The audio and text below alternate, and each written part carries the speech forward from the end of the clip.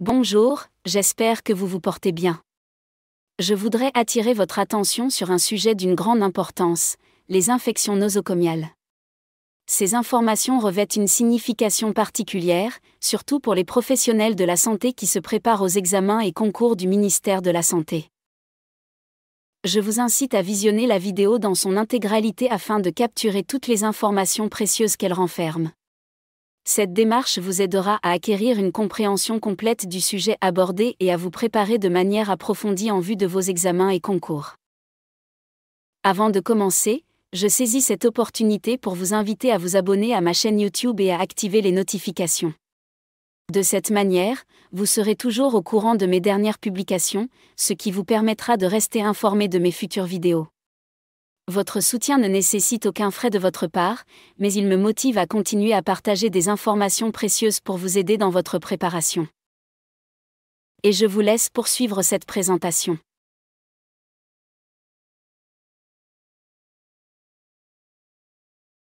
Les infections nosocomiales. Cette présentation sur les infections nosocomiales se divise en plusieurs sections. Elle débute par une introduction suivie d'objectifs et d'une définition claire du sujet. Les principes généraux établissent le cadre théorique. L'analyse des germes, de l'épidémiologie, des origines des risques et des causes fondamentales approfondit la compréhension du problème. La partie centrale aborde les moyens de lutte contre les infections nosocomiales, en mettant l'accent sur les pratiques cliniques du comité de lutte contre les infections nosocomiales, comme mesure préventive. En conclusion, la présentation récapitule les points essentiels, soulignant l'importance de la prévention des infections nosocomiales. L'ensemble du plan offre une approche complète et équilibrée du sujet, de la théorie à la mise en pratique. L'introduction souligne l'ampleur mondiale des infections nosocomiales, les positionnant comme un défi majeur en matière de santé publique à l'échelle universelle. Malgré une organisation efficace de la lutte contre ces infections dans les pays développés, une disparité significative se manifeste dans les pays à faible niveau socio-économique. Cette disparité peut entraîner des conséquences graves sur la prévention et le contrôle des infections nosocomiales dans ces régions, accentuant ainsi l'importance d'une approche globale et équitable pour relever ce défi de santé publique. Les infections nosocomiales sont fréquentes, avec une prévalence d'environ 9%. Outre leur impact direct sur la santé des patients, ces infections contribuent significativement à la résistance aux antimicrobiens, un problème mondial croissant. Cette résistance découle de l'utilisation excessive des antimicrobiens, favorisant le développement de souches résistantes, et de pratiques de lutte contre les infections insuffisantes, qui facilitent la propagation de cette résistance. Ainsi, la gestion adéquate des infections nosocomiales est cruciale non seulement pour la santé individuelle des patients mais aussi pour l'efficacité globale des traitements antimicrobiens. La séance a pour objectif de fournir une compréhension approfondie des infections nosocomiales. Les participants seront guidés pour comprendre les causes fondamentales de ces infections, explorer l'épidémiologie associée à la lutte contre elles, et connaître divers moyens de prévention. Un accent particulier est mis sur la sensibilisation au rôle crucial du comité de lutte contre les infections nosocomiales, CLIN. En résumé, la séance vise à équiper les participants de connaissances pratiques et spécialisées pour comprendre, prévenir et gérer efficacement les infections nosocomiales. Définition. Les infections nosocomiales, dérivées du grec noso, maladie, et commun, soigné, sont définies par l'OMS comme des infections acquises à l'hôpital par des patients admis pour des raisons autres que ces infections. Cela englobe également les infections qui se développent chez un patient à l'hôpital ou dans un établissement de santé, alors que l'infection n'était ni présente ni en incubation au moment de l'admission. En somme, ces infections sont spécifiquement associées à la période d'hospitalisation, mettant en évidence le caractère distinct de ce type d'infection par rapport aux maladies préexistantes chez les patients admis. Cette définition des infections nosocomiales est étendue pour inclure celles contractées à l'hôpital mais qui se manifestent après la sortie du patient, ainsi que les infections professionnelles parmi le personnel de l'établissement de santé. En ce qui concerne les infections de la plaie opératoire, elles sont qualifiées d'infections nosocomiales si elles surviennent dans les 30 jours suivant l'intervention chirurgicale. Cependant, lorsque l'intervention implique la mise en place d'un implant ou d'une prothèse, le délai pour considérer une infection comme nosocomiale est étendu à 1 année après l'intervention. Cette précision temporelle distingue les infections directement liées aux procédures chirurgicales et aux interventions avec implant dans le contexte nosocomial. Une infection nosocomiale est définie comme une infection qui se développe chez un patient pendant ou après son séjour à l'hôpital, étant absente lors de son admission. Cette définition tient compte d'un statut inconnu au cours des 48 premières heures, permettant de distinguer les infections communautaires de celles acquises à l'hôpital. Ainsi, elle offre une compréhension claire des infections liées à la période d'hospitalisation, tout en reconnaissant le délai nécessaire pour établir leur origine. La prévention des infections nosocomiales nécessite une approche complète, englobant plusieurs secteurs d'activité hospitalière. Il est impératif d'intervenir à tous les niveaux de la chaîne de transmission des infections, l'agent contaminant, contrôler les agents pathogènes responsables des infections. Le réservoir des germes, limiter les sources potentielles d'infection, y compris les surfaces et les dispositifs médicaux. La porte de sortie de germes, mettre en place des mesures pour minimiser la libération de germes lors de procédures médicales. Les moyens de transmission des germes, intervenir sur les méthodes de transmission, en mettant l'accent sur la prévention du contact direct et la gestion des vecteurs. La porte d'entrée des germes, protéger les zones vulnérables où les germes peuvent entrer, en particulier lors de l'utilisation de dispositifs médicaux invasifs. L'hôte réceptif, renforcer les défenses immunitaires des patients et identifier rapidement ceux à risque élevé. Cette approche systématique vise à minimiser les risques d'infection nosocomiale et à garantir la sécurité des patients dans le milieu hospitalier. Les principes généraux de prévention des infections nosocomiales reposent sur des mesures clés visant à limiter la transmission des germes. Ces principes comprennent le lavage ou la désinfection des mains, l'application rigoureuse de l'asepsie lors de gestes médicaux invasifs tels que la pose de cathéters et les interventions chirurgicales, ainsi que la promotion d'une utilisation rationnelle des antibiotiques par le biais de protocoles stricts. En adoptant ces mesures, les établissements de santé peuvent efficacement réduire les risques d'infection nosocomiale, contribuant ainsi à la sécurité des patients et à la prévention de la résistance aux antibiotiques. Les principes généraux de prévention des infections nosocomiales se poursuivent avec des mesures telles que la stérilisation efficace des instruments, la promotion d'une tenue vestimentaire appropriée pour le personnel médical, le dépistage des porteurs asymptomatiques suivis d'isolement et de décontamination, l'investigation épidémiologique des cas groupés d'infection, l'organisation d'un circuit des déchets médicaux efficace, et une architecture hospitalière adaptée pour minimiser les risques de contamination croisée. En combinant ces initiatives, les établissements de santé peuvent créer un environnement propice à la prévention des infections nosocomiales, renforçant ainsi la sécurité des patients et du personnel médical. Les germes en cause et épidémiologie. Les infections nosocomiales sont causées par divers micro-organismes, parmi lesquels on trouve les virus, les champignons, dont la responsabilité augmente, et les bactéries qui représentent environ les 2/3 des infections nosocomiales. Une compréhension approfondie de ces agents infectieux est cruciale pour développer des stratégies de prévention adaptées, afin de minimiser la propagation de ces germes en milieu hospitalier. Les germes ont des habitats préférentiels sur le corps humain, avec des zones propices à leur développement. Ces zones comprennent les plis cutanés tels que les aisselles, les plis sous-mammaires, l'ombilic, les mains, les sillons interdigitaux, les ongles, le périnée, et les plis inguinaux. Les zones pileuses, telles que les cheveux et la barbe, ainsi que les muqueuses du nez, de la bouche, et des parties génitales et anales, sont également propices aux micro-organismes.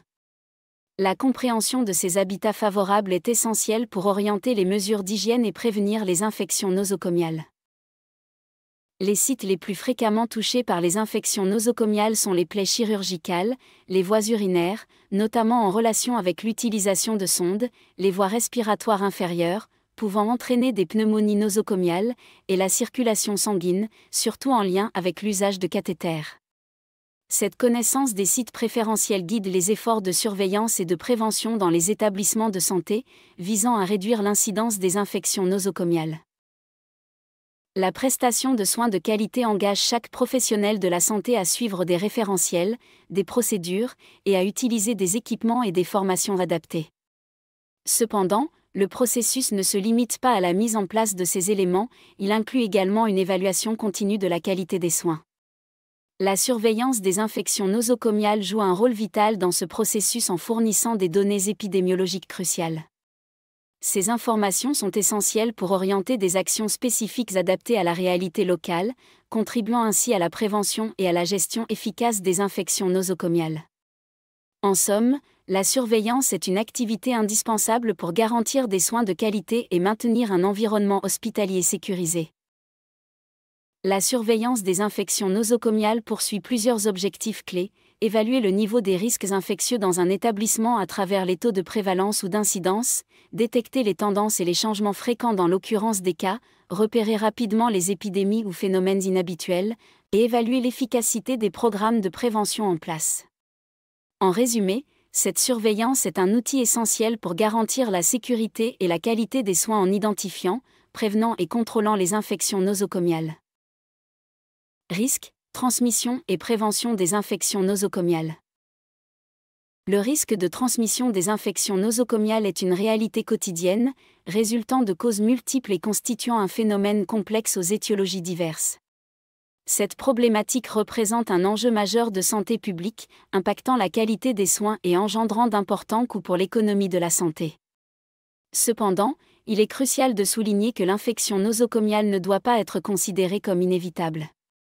Des mesures préventives et une surveillance efficace peuvent atténuer ce risque, mettant en avant l'importance d'une approche proactive pour garantir la sécurité et la qualité des soins dans les établissements de santé.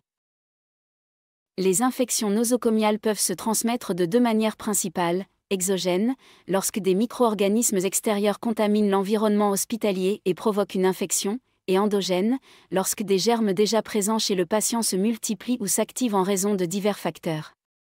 Comprendre ces modes de transmission est crucial pour mettre en place des mesures de prévention adaptées, visant à réduire le risque d'infection nosocomiale. Il existe 4 modes de transmission exogène des infections nosocomiales: contact, transmission directe de la source au patient ou indirecte via des supports tels que les mains ou des objets contaminés. Gouttelette, transmission à travers les sécrétions du rhinopharynx ou du tractus respiratoire, souvent par la toux ou les éternuements. Voie aérienne, les micro-organismes sont transportés par des particules en suspension dans l'air, liées à la poussière ou aux cellules squameuses. Dispositifs médicaux, transmission par l'intermédiaire de dispositifs médicaux contaminés, nécessitant parfois la multiplication des micro-organismes sur le support pour que le risque de transmission existe. Comprendre ces modes de transmission est crucial pour mettre en œuvre des mesures de prévention ciblées et réduire le risque de propagation des infections nosocomiales dans un environnement de soins de santé. 5 erreurs à éviter dans la prévention des infections nosocomiales sont identifiées: une hygiène des mains défectueuse, une désinfection insuffisante des surfaces et des instruments, une asepsie inadéquate lors de procédures médicales invasives, une stérilisation inefficace des instruments médicaux, et une utilisation aveugle des antibiotiques. En évitant ces erreurs, les établissements de santé peuvent renforcer leurs protocoles de prévention, contribuant ainsi à améliorer la sécurité et la qualité des soins dispensés. Causes fondamentales des infections nosocomiales. Les causes des infections nosocomiales comprennent l'absence ou l'insuffisance de formation sur les pratiques de lutte contre les infections parmi le personnel médical, le déficit en infrastructures dédiées à la lutte contre les infections, des pratiques de lutte non rigoureuses, des installations et des techniques inadéquates pour l'hygiène des mains, et l'absence de précautions et de procédures d'isolement. Ces facteurs soulignent l'importance d'une formation adéquate, d'infrastructures appropriées, de pratiques strictes, de techniques d'hygiène des mains efficaces, et de mesures de précaution pour réduire le risque d'infection nosocomiale. Le lavage des mains est un élément primordial dans la lutte contre les infections nosocomiales. Il complète l'hygiène personnelle du personnel de santé, englobant l'hygiène corporelle et la tenue vestimentaire, avec l'exemple de manches courtes soulignant son importance. Le lavage des mains peut être effectué de manière conventionnelle ou à l'aide de solutions hydroalcooliques, renforçant ainsi les pratiques d'hygiène et contribuant à la prévention des infections nosocomiales. Quelques moyens de lutte contre les infections nosocomiales. Le matériel nécessaire pour mettre en œuvre les précautions standards comprend divers équipements tels que des distributeurs de savon, des consommables pour l'hygiène des mains, des équipements de protection individuelle, gants, surblouses, masques, lunettes de protection, des collecteurs d'aiguilles jetables, des produits de nettoyage et de désinfection, des sacs pour le linge souillé, des conteneurs pour le transport de prélèvements biologiques et des antiseptiques pour le traitement des blessures cutanées. Ces fournitures sont essentielles pour garantir la sécurité du personnel hospitalier, des patients visiteurs et de l'environnement, contribuant ainsi à la prévention efficace des infections nosocomiales. La propreté de l'environnement hospitalier est essentielle pour prévenir les infections nosocomiales. Des politiques et procédures strictes doivent être établies pour éviter la contamination des aliments et de l'eau. Un plan de nettoyage régulier avec des désinfectants appropriés, couvrant les services, les salles d'opération et la buanderie, est crucial. L'élimination sécurisée des déchets, y compris l'incinération des aiguilles et des seringues, est essentielle. Les textiles contaminés doivent être placés dans des sacs isolés du circuit normal de l'hôpital. En mettant en œuvre ces mesures, les établissements de santé peuvent maintenir un environnement propre, réduisant ainsi le risque d'infection nosocomiale. Le processus de nettoyage, désinfection et stérilisation est essentiel dans la prévention des infections nosocomiales. Il commence par un nettoyage minutieux des objets à désinfecter ou stériliser, suivi d'un contrôle qualité pour les articles réutilisables. Lors de la stérilisation, il est crucial de contrôler et d'enregistrer les paramètres tels que le temps, la température et la pression. Les indicateurs biologiques sont utilisés pour garantir la stérilité, tandis que des indicateurs chimiques sont nécessaires pour la stérilisation chimique. En suivant ces étapes, les établissements de santé assurent la propreté des instruments médicaux et contribuent à la prévention des infections nosocomiales. Le processus de nettoyage, désinfection et stérilisation des instruments médicaux implique le stockage approprié des articles stérilisés dans des environnements propres et fermés. Il est crucial de ne pas traiter en vue d'une réutilisation les articles destinés à un usage unique, tels que les seringues et les aiguilles jetables, pour éviter les risques d'infection et de contamination croisée.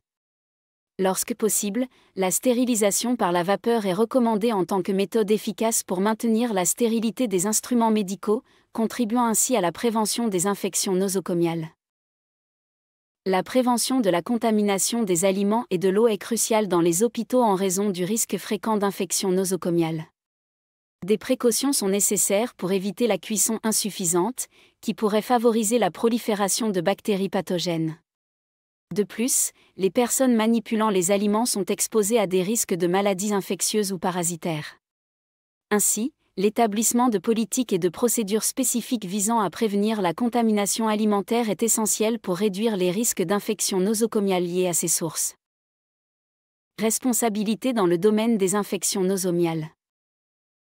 La prévention des infections nosocomiales est une responsabilité partagée par tous les acteurs des services de santé, englobant les gestionnaires, le personnel soignant, le personnel de soutien et le personnel en formation. Le directeur de l'hôpital joue un rôle crucial dans la prévention des infections nosocomiales. Il assure un leadership actif en soutenant le programme de lutte contre les infections, établit un comité multidisciplinaire dédié à cette cause, alloue les ressources nécessaires, et veille à la formation et à la mobilisation de tout le personnel impliqué dans l'hygiène hospitalière. En assumant ses responsabilités, le directeur contribue à créer un environnement hospitalier plus sûr et à réduire les risques d'infections nosocomiales. Le médecin joue un rôle essentiel dans la prévention et le contrôle des infections nosocomiales en cherchant à minimiser les risques d'acquisition de ces infections lors des prestations de soins. Cela implique un engagement strict envers les procédures de bonne pratique en matière d'hygiène et de prévention des infections, contribuant ainsi à assurer la sécurité des patients et à réduire l'incidence des infections nosocomiales au sein de l'établissement de santé.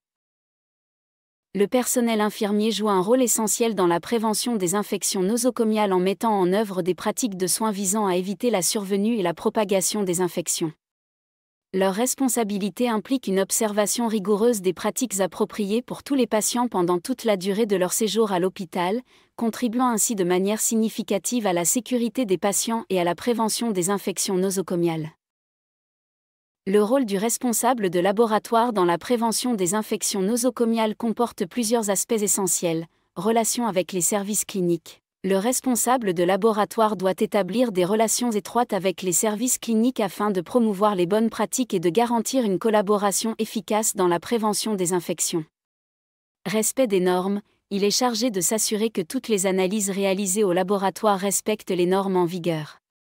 Cela garantit la fiabilité des résultats et contribue à la prévention des infections nosocomiales en assurant une qualité optimale des tests et des diagnostics. En jouant ce rôle, le responsable de laboratoire contribue à l'intégrité des pratiques médicales et à la qualité des soins, éléments cruciaux dans la lutte contre les infections nosocomiales.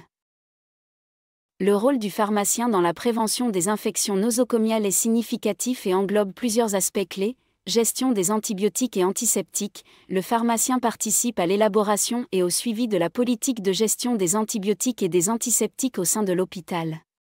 Cela inclut la promotion d'une utilisation appropriée de ces agents pour prévenir la résistance antimicrobienne. Participation active à la stérilisation, le pharmacien joue un rôle actif dans les processus de stérilisation et participe au choix des dispositifs médicaux. Il contribue à garantir que les équipements médicaux sont stériles, minimisant ainsi le risque d'infection nosocomiale. Centralisation de la stérilisation, il est recommandé que la stérilisation soit centralisée, et le pharmacien contribue à la gestion de ce processus. Un personnel formé est nécessaire pour assurer une stérilisation efficace. En exerçant ses fonctions, le pharmacien contribue de manière importante à la prévention des infections nosocomiales en assurant une utilisation judicieuse des médicaments et en garantissant la stérilité des équipements médicaux. Le responsable de la restauration joue un rôle crucial dans la prévention des infections nosocomiales en étant bien informé des mesures de sécurité liées à l'alimentation, au stockage, à la préparation des produits alimentaires et à l'utilisation des équipements. Son engagement à mettre en œuvre des pratiques strictes tout au long du processus alimentaire contribue à maintenir des normes élevées d'hygiène alimentaire, réduisant ainsi les risques potentiels d'infections nosocomiales liées à la consommation d'aliments. Le responsable de la blanchisserie joue un rôle essentiel dans la prévention des infections nosocomiales. Sa responsabilité comprend l'application stricte des procédures de collecte et de transport du linge sale, ainsi que la détermination des conditions de lavage appropriées pour chaque type de linge. En veillant à maintenir des normes élevées d'hygiène et de stérilisation, il contribue à garantir la propreté et la sécurité des textiles utilisés dans l'environnement hospitalier, jouant ainsi un rôle clé dans la prévention des infections nosocomiales. Le responsable de nettoyage joue un rôle essentiel dans la prévention des infections nosocomiales en assurant le nettoyage régulier de toutes les surfaces et en maintenant un niveau élevé d'hygiène dans l'ensemble des services hospitaliers. En collaboration avec le Comité de lutte contre les infections nosocomiales, CLIN, il établit des priorités de nettoyage pour différentes parties de l'hôpital, développe des techniques appropriées et veille à la mise en œuvre rigoureuse de ces pratiques. En garantissant un environnement hospitalier propre, il contribue significativement à la prévention des infections nosocomiales. Comité de lutte contre les infections nosocomiales. Le Comité de lutte contre les infections nosocomiales, CLIN, a pour mission de proposer des programmes d'action, de coordonner les initiatives dans les services hospitaliers, et de participer à la formation des professionnels de santé en matière d'hygiène hospitalière et de lutte contre les infections nosocomiales. L'organisation du CLIN implique la réunion régulière de membres diversifiés, la mise en place de groupes de travail spécialisés et l'établissement de procédures pour assurer la cohérence des actions. Son rôle est crucial dans la création d'une approche intégrée et proactive pour prévenir et contrôler les infections nosocomiales au sein de l'établissement de santé. Le Comité de lutte contre les infections nosocomiales, CLIN, a des missions clés, notamment la proposition d'un dispositif de surveillance des infections nosocomiales, la promotion des bonnes pratiques en matière d'hygiène hospitalière, l'évaluation périodique des actions de lutte contre les infections nosocomiales, et l'organisation de campagnes de sensibilisation pour les usagers de l'hôpital. Ces responsabilités soulignent le rôle proactif du CLIN dans la prévention, le suivi et l'éducation autour des infections nosocomiales au sein de l'établissement de santé. Le Comité de lutte contre les infections nosocomiales, CLIN, assume plusieurs responsabilités cruciales. Rapport périodique, il établit régulièrement un rapport sur la situation de la lutte contre les infections nosocomiales, fournissant une évaluation des actions entreprises et des recommandations pour améliorer les pratiques. Consultation par le directeur, le CLIN est consulté par le directeur de l'hôpital sur des questions liées à l'hygiène hospitalière, offrant ainsi une expertise pour orienter les décisions stratégiques. Réunion régulière, le comité se réunit au moins une fois par trimestre, et plus fréquemment si nécessaire, sous la présidence de son leader. Ces réunions servent de plateforme pour discuter des défis, échanger des informations et planifier de nouvelles actions. Secrétariat centralisé, le chef du pôle des affaires médicales assure le secrétariat du comité, assurant la coordination administrative et la gestion des documents. Dans l'ensemble, le CLIN opère comme un organe clé dans la gestion proactive des infections nosocomiales, avec des mécanismes formels de communication, de suivi et de recommandation pour améliorer continuellement les normes d'hygiène hospitalière. La stratégie du Comité de lutte contre les infections nosocomiales, CLIN, vise à atteindre un objectif général de réduction des infections nosocomiales, IN, et de leurs coûts associés. Les objectifs intermédiaires incluent la priorisation du CLIN dans le système de santé, l'amélioration des pratiques préventives, la recherche continue de l'amélioration de la qualité des soins, et la promotion de la formation continue des professionnels de santé.